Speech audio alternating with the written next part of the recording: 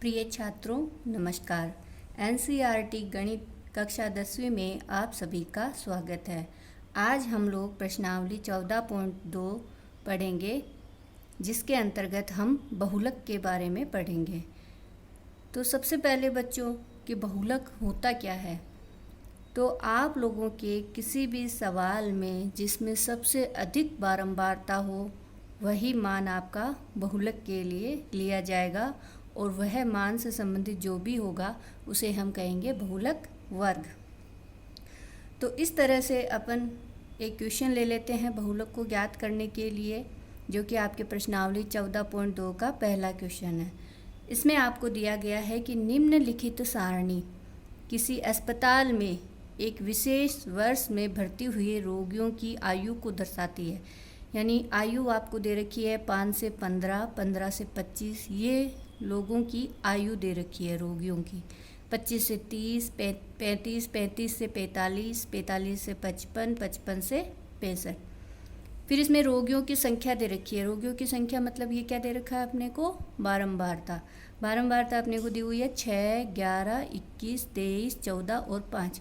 तो इसमें सबसे अधिक बारंबारता किसकी है, 23 की है। यानी कि ये 23 अपने को बहुलक ज्ञात करने के लिए सबसे पहले हम अधिकतम बारंबारता देखेंगे। उसके बाद में अपने को क्वेश्चन में कहा गया है कि उपरोक्त आंकड़ों के बहुलक और माध्य ज्ञात कीजिए। तो सबसे पहली बात बच्चों देखो, मैंने आप लोगों को माध्य ज्ञात करना मेरे पिछले वीडियो में बता दिया था। उसके अंतर्गत मैंने आपको तीनों विधियों से माध्य ज्ञात करना बताया था, जिसको प्रत्यक्ष विधि, कल्पित माध्य विधि और पग विचलन विधि। आप वहां जाकर इस क्वेश्चन का माध्य ज्ञात कर सकते हैं।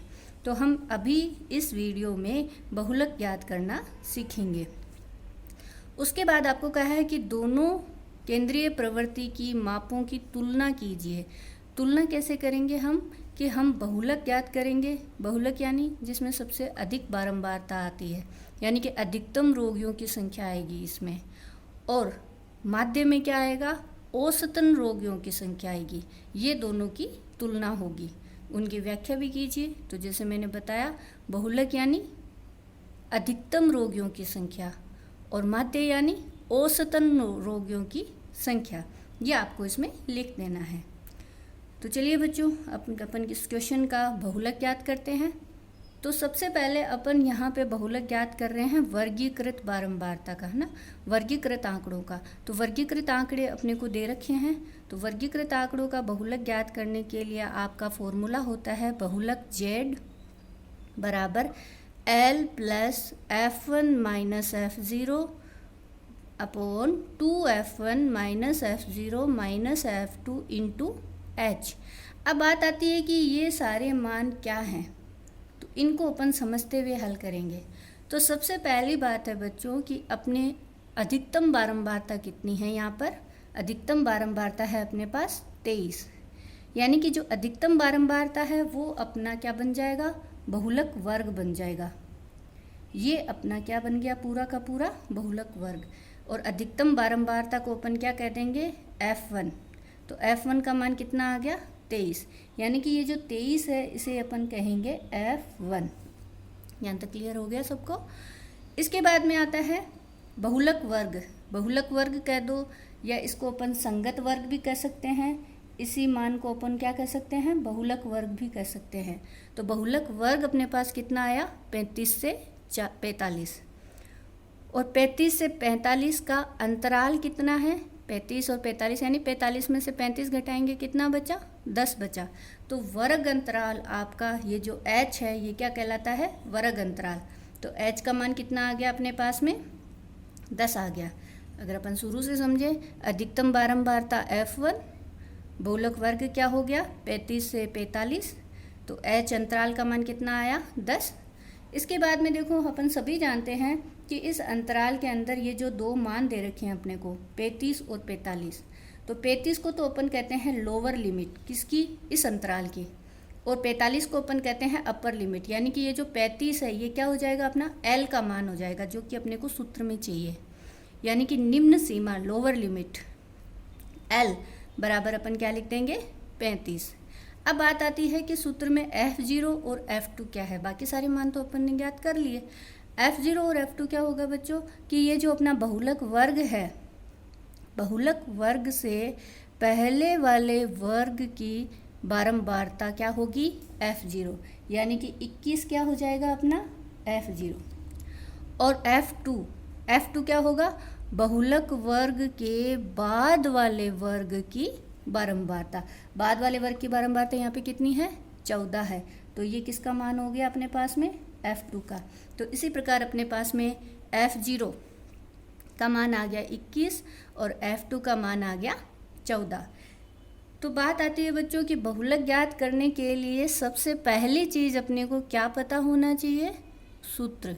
और अगर अपने को सूत्र पता है तभी अपन इस क्वेश्चन को आगे हल कर सकते हैं। तो सबसे पहला काम आपका ये रहेगा कि आप बहुलक का सूत्र एकदम अच्छे से याद कर लें।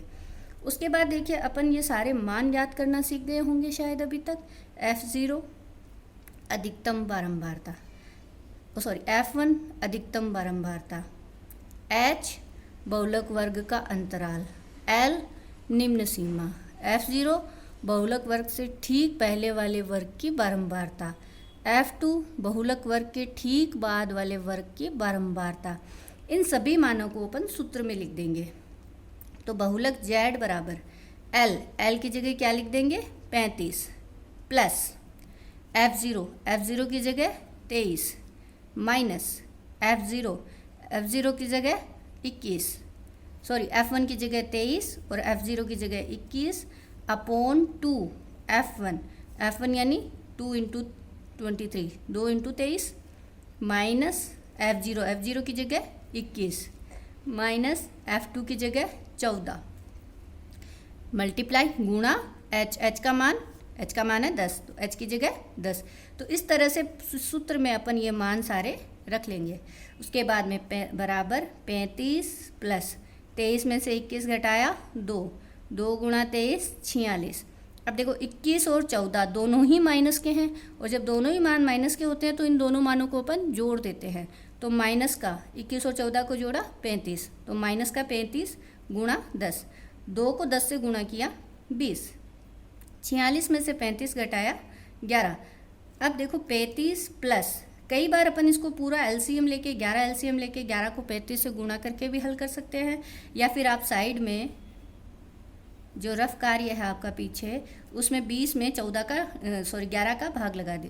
तो 11 एकम 11, एक बार 9 शेषफल 10.20 90 और 11 8 88 1.8 2 शेषफल। तो कम से कम आपके आंसर क्या आ जाएगा, 20 में 11 का भाग लगाया 1.8 आया। अब 35 में 1.8 जोड़ना है, तो 35 को 35 लिखेंगे, 1 इस 5 के नीचे। अब यहाँ पे अपन दशमलव लगा के 0 लगाएंगे और पॉइंट के नीचे पॉइंट और 8, इस तरह से अपन इसे जोड़ेंगे। 0 में 8 जोड़ा 0, पॉइंट के नीचे पॉइंट, 3 और 5 और 1 6 और 1 3, यानी 36.8 आपका बहुलक आ जाएगा। तो इस तरह से बच्चों आप सभी आपके प्रश्नावली 14.2 में बहुलक ज्ञात कर सकते हैं, और सभी जो माध्य आपको इसमें दे रखा है सभी सवालों में ज्ञात करना, आप माध्य मेरे पिछले वीडियो में देख के माध्य भी ज्ञात कर सकते हैं। ओके बच्चों, थैंक यू।